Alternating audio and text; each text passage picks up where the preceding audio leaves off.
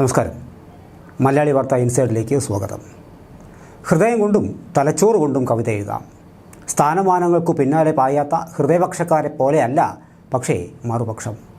അവർക്ക് കസേരകളും സ്ഥാനമാനങ്ങളുമാണ് ലക്ഷ്യം. ഈ രണ്ടു ഗണങ്ങളിൽപ്പെട്ടവർ തമ്മിലെ വഴക്കാണ് മലയാളത്തിൻ്റെ പ്രിയ കവി ശ്രീകുമാരൻ തമ്പിയും സച്ചിദാനന്ദനും തമ്മിലേത്. അന്തർദേശീയ കവിയും കേരള സാഹിത്യ അക്കാദമി അധ്യക്ഷനുമായ സച്ചിദാനന്ദൻ്റെ സമയം കുറച്ചു നാളായി അത്ര ശരിയല്ല. പാർട്ടിക്കെതിരെ പറഞ്ഞത് പലതും തമാശയായിരുന്നു എന്ന വിശദീകരണ കുറിപ്പിറക്കി തല ഊരിയതുപോലെയല്ല കാര്യങ്ങൾ ഇപ്പോൾ. വയ്ക്കുന്ന പാരകൾ പലതും പണ്ടേ പോലെ ഫലിക്കുന്നുമില്ല. സംഗതിയൊക്കെ ബൂമറാങ്ങാകുന്നു. മക്കളുടെ ലോഞ്ചിങ് ആയിരുന്നു അക്കാദമിയുടെ ഈയിടെ നടന്ന ചടങ്ങിലെ അനൗദ്യോഗിക ഇനം എന്ന ആരോപണങ്ങൾക്കിടയിലാണ് ബാലചന്ദ്രൻ ചുള്ളിക്കാടിന് നൽകിയ പ്രതിഫല തുകയുടെ പൊല്ലാപ്പുകൾ. ഇവ കെട്ടടങ്ങും മുമ്പേ അതാ വരുന്നു കേരള ഗാനവിവാദം. തുടർന്നായിരുന്നു സച്ചിദാനന്ദന് നേർക്ക് മലയാളത്തിൻ്റെ പ്രിയ കവി ശ്രീകുമാരൻ തമ്പിയുടെ വാക്കുകൾ കൊണ്ടുള്ള അശ്ലീല അഭിഷേകം. സച്ചിദാനന്ദൻ്റെ കസേരയുടെ മഹത്വം ഇനിയും അദ്ദേഹം മനസ്സിലാക്കിയിട്ടില്ല എന്നു വേണം കരുതാൻ. കേരള സാഹിത്യ അക്കാദമി അധ്യക്ഷ സ്ഥാനത്തിരുന്ന് അദ്ദേഹം ഉയർത്തിവിടുന്ന വിവാദങ്ങളിൽ നിന്ന് സംസ്കാരം വേർതിരിച്ചെടുക്കുന്ന തിരക്കുകളിലാണ് കേരളീയരിപ്പോൾ. കേരളത്തിന് എപ്പോഴും ഉപയോഗിക്കാൻ പാകത്തിൽ ഒരു കേരള ഗാനം ആവശ്യപ്പെടുകയായിരുന്നു എന്നും എഴുതി നൽകിയതിനു ശേഷം വേണ്ടപ്പെട്ട തിരുത്തലുകൾ വരുത്തി നൽകിയതിനും ശേഷം ക്ലീഷേ എന്നൊക്കെ പറഞ്ഞതാണ് ശ്രീകുമാരൻ തമ്പിയെ ചൊടിപ്പിച്ചത്.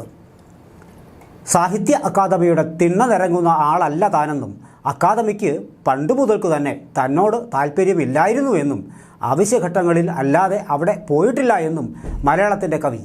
അളിയൻ്റെ അവാർഡ് അളിയന് നൽകുന്ന ഏർപ്പാടാണ് സാഹിത്യ അക്കാദമി ചെയ്യുന്നത്. താല്പര്യമോ വിരോധമോ അക്കാദമിയോട് തനിക്കില്ല.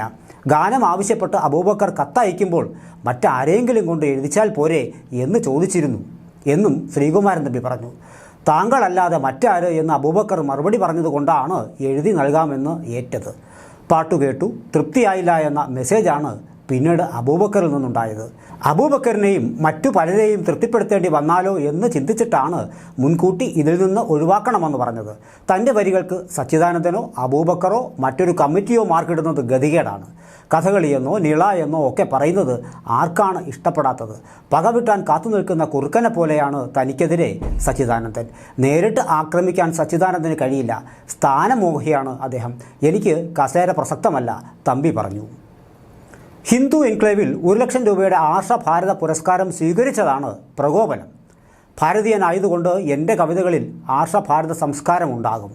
കെ ജയകുമാർ, ശ്രീ രാധാകൃഷ്ണൻ, പ്രഭാവർമ്മ എന്നിവരായിരുന്നു ആ അവാർഡ് കമ്മിറ്റിയിലെ ജൂറി അംഗങ്ങൾ. അത് സ്വീകരിച്ചതിൽ എന്താണ് കുഴപ്പം? സച്ചിദാനന്ദൻ ആയതുകൊണ്ട് ഒരു ചതി ഉണ്ടായാലോ എന്ന് നേരത്തെ സംശയിച്ചിരുന്നു. പല്ലവിയിൽ മാറ്റം വരുത്തി നൽകിയപ്പോൾ നന്ദി എന്ന് മറുപടി അയച്ച ആളാണ് സച്ചിദാനന്ദൻ. അയാൾ തന്തയ്ക്ക് പിറന്നവനാണെങ്കിൽ നിങ്ങളുടെ പാട്ട് സ്വീകരിക്കില്ല എന്ന് എൻ്റെ മുഖത്ത് നോക്കി പറയണം. അതാണ് ആണത്തം, അല്ലാതെ ഭീരുക്കളെപ്പോലെ ഇരിക്കുകയല്ല വേണ്ടത്. ഇനി മന്ത്രി ഇടപെട്ട് പ്രശ്നം പരിഹരിച്ചാൽ പോലും അനുജന് തുല്യനായ ഹരിനാരായണൻ്റെ വരികൾ എടുക്കണം എന്നു മാത്രമാണ് എനിക്ക് പറയാനുള്ളത്. സച്ചിദാനന്ദൻ അധ്യക്ഷനായിരിക്കുമ്പോൾ സാഹിത്യ അക്കാദമിയിൽ നിന്ന് ഇനി മറ്റൊന്നും സ്വീകരിക്കില്ല. ഒരു പക്ഷത്തും നിൽക്കുന്ന ആളല്ല ഞാൻ. ഹിന്ദു സംസ്കാരത്തിൽ വളർന്നവനാണ് എന്നുവച്ച് ഞാൻ ഏതെങ്കിലും രാഷ്ട്രീയ പാർട്ടിയുടെ ആളല്ല. സ്വയം പ്രഖ്യാപിത അന്തർദേശീയ കവി എന്ന് സച്ചിദാനന്ദനെ വിശേഷിപ്പിച്ചതിന് കാത്തിരുന്നു പകവീട്ടുകയായിരുന്നു സച്ചിദാനന്ദൻ. അത്രയേ ഉള്ളൂ, തമ്പി പറഞ്ഞു. ഇതിൽ കേരള സർക്കാരിനോ മറ്റാർക്കുമോ ഒരു പങ്കുമില്ല. പാർട്ടിക്കാർക്കെതിരെ പലതും പറഞ്ഞിട്ട് ഫലിതമാണെന്നും മറ്റും പറഞ്ഞ് ഒളിച്ചോടുന്നത് എന്തിന്? പറഞ്ഞതാണെന്ന് പറയാൻ നട്ടല് വേണം, തൻ്റെ ഇടം വേണം, തന്തയ്ക്ക് പിറക്കണം. ഏതെങ്കിലും ഒരു കസേരയിൽ ഒട്ടിപ്പിടിച്ചിരിക്കാൻ വേണ്ടി എന്നും വിളിച്ചു പറയരുത്. ഈ പാട്ട് ഇനി ഉപയോഗിക്കാൻ നൽകുന്ന പ്രശ്നമേ ഇല്ല എന്നും തമ്പി കൂട്ടിച്ചേർത്തു. തലമുറയെ സ്വാധീനിച്ച കവിതകൾ എഴുതിയ ബാലചന്ദ്രൻ ചുള്ളിക്കാടിൻ്റെ 7 അയലത്ത് വരാനുള്ള യോഗ്യത പോലും സച്ചിദാനന്ദനില്ല. ബാലചന്ദ്രൻ ചുള്ളിക്കാട് ഉയർത്തിയ വിഷയം സാമൂഹികമായ ഒന്നാണ്. സാഹിത്യ അക്കാദമി അധ്യക്ഷൻ്റെ കസേര ഉപയോഗിച്ച് ബന്ധങ്ങൾ സ്ഥാപിച്ച് തന്ത്രത്തിൽ അന്തർദേശീയ കവിയെന്ന മാനമൊക്കെ സ്വീകരിച്ചിട്ടുണ്ടാവും. ബാലചന്ദ്രൻ ചുള്ളിക്കാട് ആ ഗണത്തിൽപ്പെട്ടവനല്ല. സച്ചിദാനന്ദനെക്കുറിച്ച് യാതൊരു മതിപ്പും ഇല്ല, ശ്രീകുമാരൻ തമ്പി പറഞ്ഞു.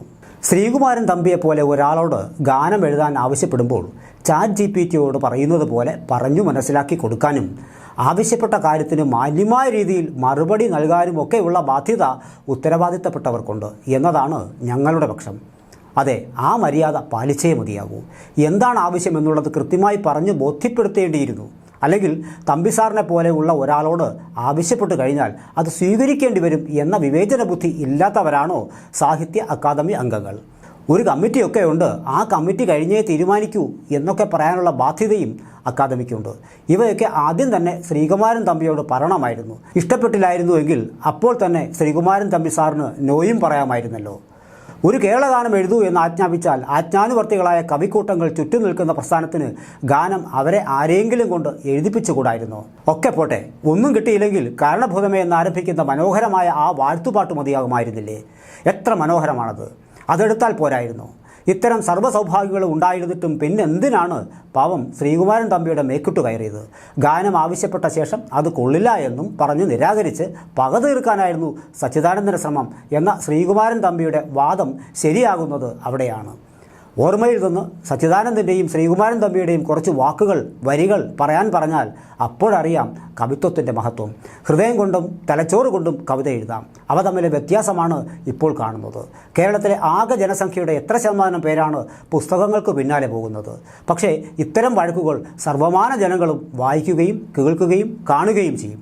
പുരോഗമനം പറയുകയും പുരോഗമന പ്രസ്ഥാനങ്ങൾ എന്ന് വിളിച്ച് വീമ്പിളക്കുകയും ചെയ്യുന്നവരുടെ അടിമവേല ചെയ്ത് സ്ഥാനമാനങ്ങളുടെ കസേരമേൽ കയറിയിരുന്ന് തോന്നുന്നത് വിളിച്ചു പറയുകയും പക തീർക്കുകയും ചെയ്യുന്ന ചില അടിമക്കൂട്ടങ്ങൾ പുകച്ചുവിടുന്ന ദുർഗന്ധത്തിനെതിരെ തൻ്റെ ഇടത്തോടുള്ള പോരാട്ടത്തിനാണ് ശ്രീകുമാരൻ തമ്പി മുതിർന്നത്. 7 ദിവസമായി നടന്ന ഫെസ്റ്റിവലിൽ പ്രസിദ്ധരായ സാഹിത്യകാരന്മാരുടെ മക്കളെ മഹാകവികളാക്കാനുള്ള ലോഞ്ചിങ് ആയിരുന്നു എന്ന ആരോപണം ഉയരുമ്പോൾ അത് ശരിയെങ്കിൽ അക്കാദമിയുടെ സംസ്കാരം പുരോഗമന പാതയിലൂടെയാണോ എന്ന് സംസ്കാര സമ്പന്നരായ കേരളത്തിലെ ജനങ്ങൾ തീരുമാനിക്കട്ടെ.